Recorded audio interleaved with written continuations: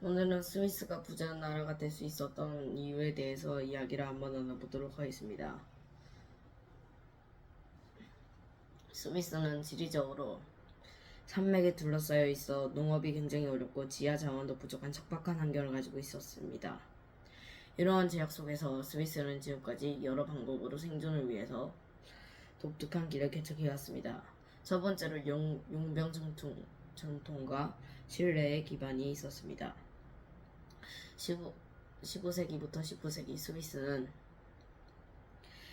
유럽의 주요 용병 공급국이었습니다. 고산지대에서 단련된 강인함과 뛰어난 전투력으로 유럽의 굵직한 전투들에서 모두 참전을 하였죠. 이 스위스 용병들이 특히 고용주를 절대 배신하지 않는 그런 신뢰성으로 명성을 얻었는데, 그런 이유는 일반 용병들은 전쟁에서 패배할 것 같으면 이기고 있는 쪽에 달라붙든지 아니면 전쟁에서 도망치는 경우가 많았는데, 이런 스위스 용병들은 이 용병 말고는 할 일이 없기 때문에 자신들의 후손과 자신의 민족을 위해서 끝까지 지더라도 계속 싸웠던 것입니다. 그리고 두 번째로 종교개혁과 기술의 발전이 있습니다. 16세기 이후 종교개혁 시기 프랑스의 그런 박해를 피해 스위스로 넘어온 개신교도들 중에서 당대 최고의 기술을 가진 시계공이 굉장히 많았습니다. 이는 스위스의 뛰어난 시계공과 세공업 그리고 시계 제조 기술을 전파하여 스위스 시계 산업의 발전의 기틀을 만들었습니다. 당시 스위스는 알프스 산맥과 험난한 산지로 인해서 부피가 크거나 무거운 제품을 수출하기가 굉장히 어려웠는데, 그래서 작고 가벼운 부가가치세가 높은 그런 시계는 스위스에 굉장히 적합한 주력 상품이 될 수 있었습니다. 그리고 산업혁명과 고부가치세 산업 전환이 있는데, 19세기부터 스위스는 산업혁명 이후 흐름에 맞춰 제조업 기반을 다지기 시작했습니다. 영국의 방직 기술을 도입하여 섬유 산업을 발달시켰고, 스위스는 천연 자원이 부족한 한계를 극복하기 위해 고부가치세가 높은 그런 산업에 뛰어들기 시작합니다. 정밀 기계 및 시계 산업을 하게 되는데, 시계 산업은 꾸준히 발전하여 롤렉스 등 세계적인 그런 시계 브랜드를 만들게 되었고, 의료기기, 측정 장비 등 그런 기계 분야에서 세계적인 경쟁력을 갖출 수 있게 되었습니다. 그리고 제약 및 화학 산업에서도 20세기부터 노바티스, 로슈와 같은 세계적인 그런 제약 회사들이 많이 나오게 되면서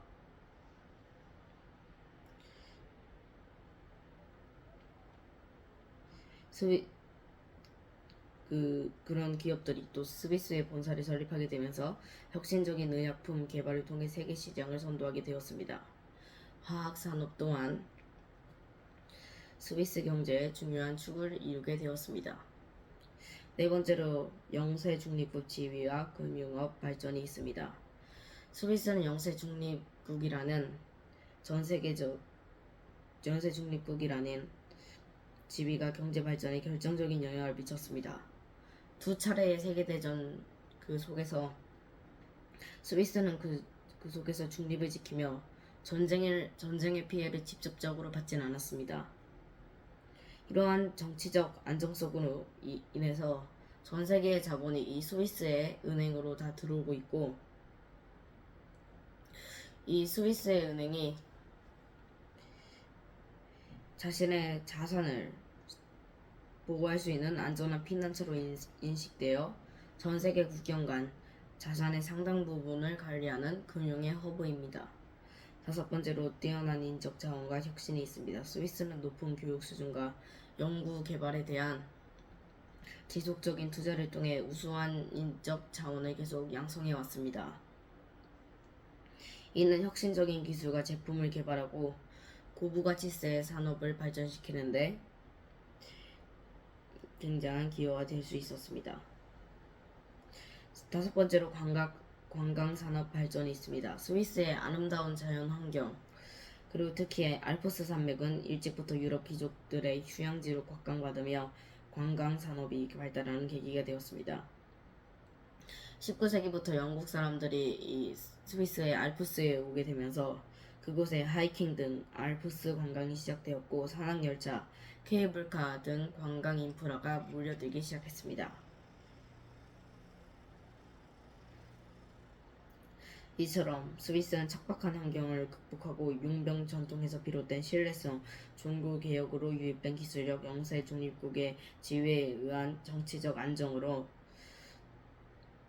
오늘날 세계적인 부자 나라로 이렇게 성장할 수 있게 되었던 것입니다.